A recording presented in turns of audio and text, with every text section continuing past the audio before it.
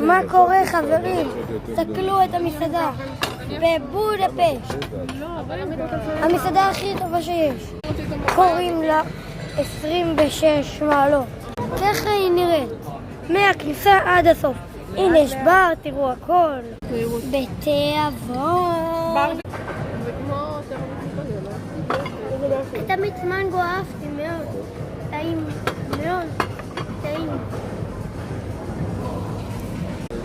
עכשיו היא שותה. בואו נראה את האווירה. אנחנו חותכים את הארוחה. Eggs and Benedict. וביצה עלומה מתפרקת. איזה יופי היא נחתכת.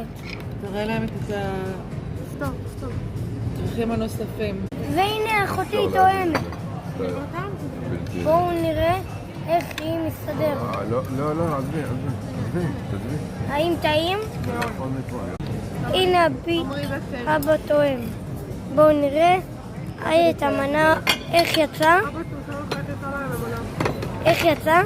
אמא. הנה אמא טועמת את המנה. חתיכה.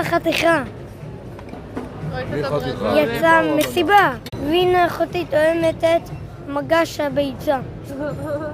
מרוח האבוקדו. איך יצא?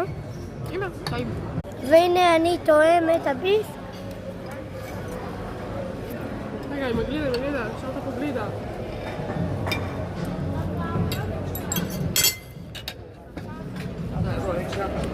הפרנץ' טוסט יצא חגיגה.